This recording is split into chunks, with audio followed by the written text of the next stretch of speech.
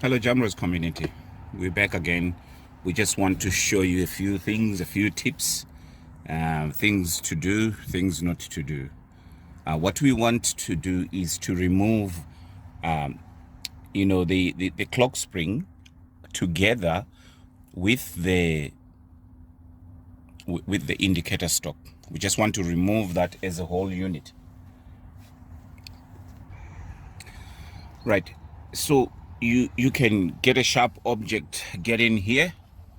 Okay, I've already done that. Get in here, and then we lift this cover.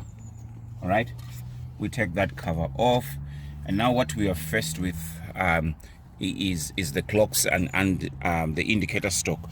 So if I pull like that, you see there's movement. You can actually see that. Do you hear the sound? I can't pull it further. See on the steering column, there are two locks, one this side and one at the bottom. And if you notice, there is a temptation to move that. Okay, there is also sometimes we want to push that in and think that if we push that in, then she will come out. No, it will not. Okay, so be careful. You might end up breaking that part there. If you keep on pushing it in or trying to pull it out, you break it. All right, so I'm going to try and show you the best way to remove this. So you want to take something really sharp. Mine is maybe this size. Of course, I think this one will do anyway. So, and then you come here, you slightly just push that red button down, and then you go over it. So when you go over it, you will find that when you do that, there is a you need to find there's a wee passage that is on top of this red button. That passage leads you to the wee locking plate that is inside. So what you do then, you push it in, and then pull the indicator stocks out.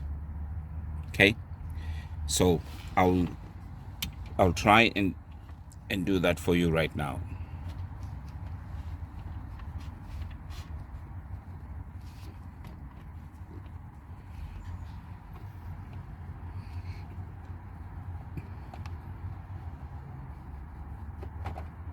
See what I'm doing? You see that wee red button is at the bottom. So I pushed my screwdriver, and then I lift it up a wee bit, to move the lock out. Okay, at the same time I'm feeling this side. See, I'm putting a little bit of pressure, not too much, a little bit of pressure to see if it's gonna come out. So if I continue, you can see that it's coming out. Do it nicely, because I'll tell you why. Let me reveal to you why I'm saying do it nicely. We have there's a cable here.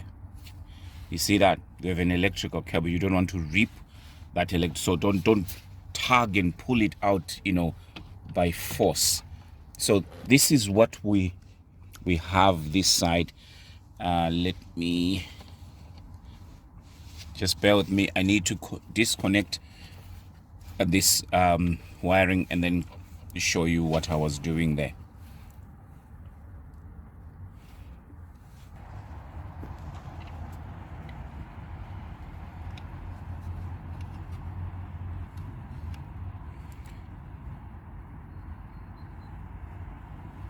So this is what I'm pushing. See that wee channel there? So if I go like that, see that?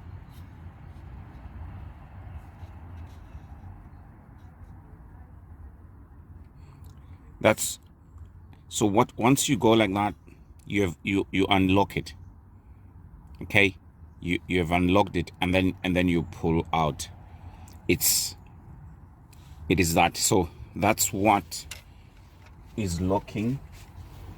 That's the lock there. And then that one, you don't need to worry about that one. Once you have this one out of the way, you don't need to worry about that one. That will come out. And then you can take that plug out. There is a, I'll show you here. There is that wee black connector. It goes in there. Okay.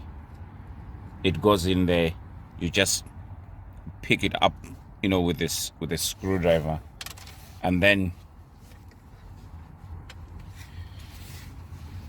you just push that one in.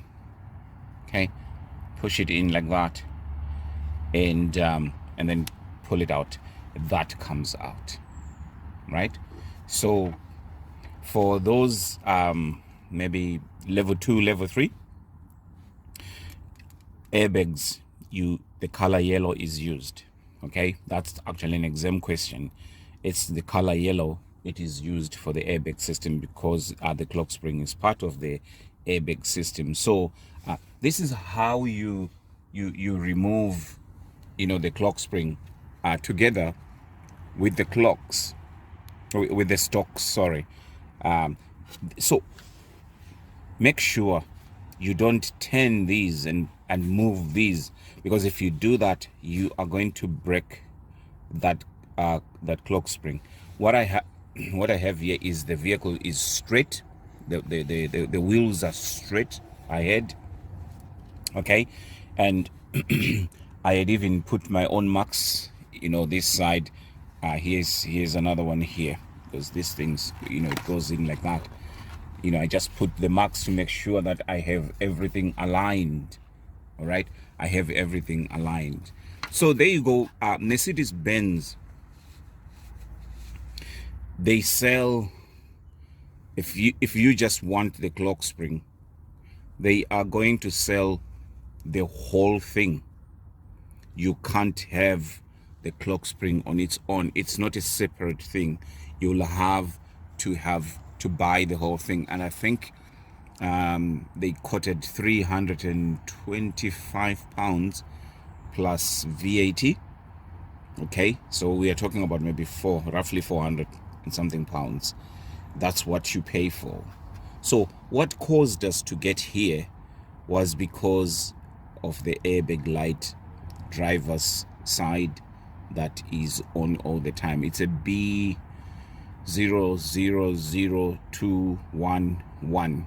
So it's driver side squib stage 2. So if you check one of my videos, I actually checked the stage 2. It has got seriously high resistance, yet the other 3, stage 1 has got about 20 ohms, stage 3 has got about 99.45. So that's why I got to this point, and this is the reason why I thought I should show you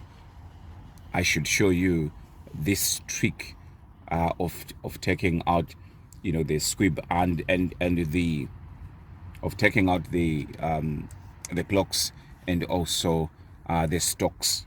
So I'm going to dismantle this, and, you know, since I'm fitting a new one anyway, and just check and see. I wish I could, I'm looking for a wiring diagram. I wish I could tell you which ones are powers and grounds and what each wire is doing here. Unfortunately, I've requested for one, but I still haven't received the wiring diagram yet. But if I do get it, I'm going to come to you and actually show you what each wire stands for. Look, I hope this is going to be helpful. I hope this is going to be helpful to all of you who are out there who may want to do this job.